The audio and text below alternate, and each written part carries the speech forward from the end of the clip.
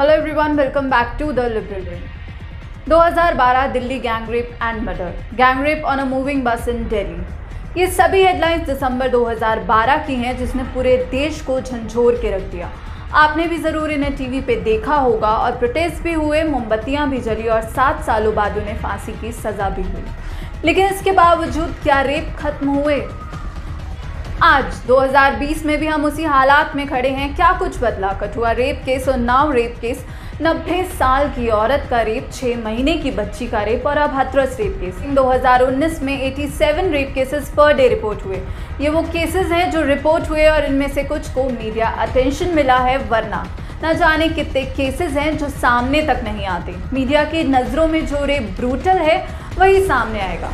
Yes, our media is selective about rapes, और हमारी political parties भी रेप को रेप की नज़र से नहीं, कास्ट और किस स्टेट में कौन सी सरकार है इसके नज़रिए से देखा जाता है। आप मोमबत्तियां जलाते रह जाएंगे, प्रोटेस्ट करते रह जाएंगे और ये रेप्स का सिलसिला यूं ही चलता रहेगा। रेप पर राजनीति हो रही है। एक तरफ लोग यूपी सरकार को हटाने की मांग, तो दूसरी तरफ कह रहे हैं कि अपोजिशन की साजिश है। आंकड़ों की बात करते हैं। चलिए, Maharashtra has the highest number of rapes. चलिए हटाते हैं महाराष्ट्र की सरकार को, आइए साथ दीजिए हमारा। लोगों को ना जस्टिस या फिर सेफ सोसाइटी से कोई लेना देना नहीं है।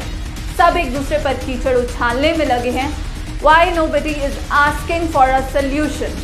हमने इसी मुद्दे पर यूथ से बात की। Let's have a look. दोष हम भी दे सकते हैं, दोष आप भी दे सकते हैं। तो सोचते हैं ना कि एज एन इंडिविजुअल हम क्या कर सकते हैं। The reason Hathras case, what they care about was party politics, caste, religion, etc. They didn't care about the women. They didn't care about the women who suffered so badly. They didn't discuss about anything like what we can do to stop such atrocities against women. They didn't care about it at all. And it's a headache to see such TV news being aired on a daily basis. And the saddest part is that majority of people are watching it, learning from it, and spreading it. And we cannot do anything about it. It's high time that we all realize our responsibility and be a little woke. In my opinion, this is very important to educate your children. Let your children know that your family is the safest place for them to express their feelings. चाहे वो लड़का हो या लड़की हो, आपको इतना open रहना चाहिए कि अगर उनके साथ कुछ गलत हो रहा है तो वो आपके साथ आके फ्रीली वो चीज़ें एक्सप्रेस कर सकें। उन्हें इन सब चीज़ों के बारे में पता होना चाहिए, ताकि अगर उनके साथ कोई भी चीज़ गलत हो रही है, या मैं लड़का और लड़की दोनों की बात कर रही हूँ, तो वो आपके साथ आके डिस्कस कर सकें। उन्हें ये सारी चीज़ों से बांध कर या उनसे ये सारी चीज़ें हाइड कर मत रखिए। And why we are only saying that self defense is very important? I mean it is very important, but हमें अपने लड़कों को भी ये सिखाना चाहिए कि self control is also very important. जिस दिन हमारी mentality change हो जाएगी towards girls, towards women, उस दिन ये सारी चीज़ें change हो जाएंगी। According to media, some measures through which we can stop the increasing number of cases in India. Some of them are: first, we should stop blaming girls.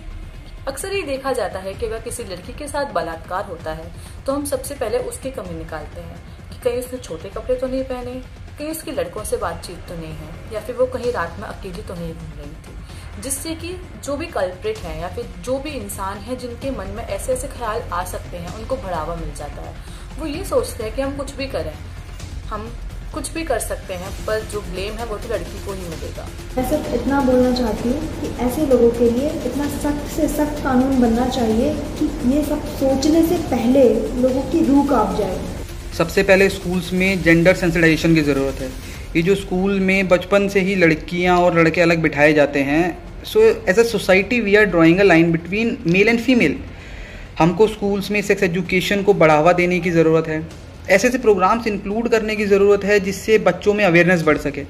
इसमें सरकार के सपोर्ट की भी बेहद ज़रूरत है, और एज एन इंडिविजुअल पेरेंट्स को भी ये रिस्पॉन्सिबिलिटी लेनी होगी कि वो अपने बच्चों से खुल के बात कर सके, उनको समझा सके कि क्या सही है और क्या गलत है। और हमारे रूरल एरियाज़ में भी लोगों को ये समझना चाहिए कि लड़कियाँ किसी भी लिहाज से लड़कों से कम नहीं हैं, क्योंकि लड़कियों पे होते अपराध में मेल सुप्रीमेसी भी एक बड़ा कारण होती है। सो एज अ इंडिविजुअल हम सब लोगों को चेंज होना पड़ेगा, ताकि जो हमारी अपकमिंग जनरेशन्स हैं उनमें लड़कियों पे अपराध कम हो सके या शायद ख़त्म ही हो सके।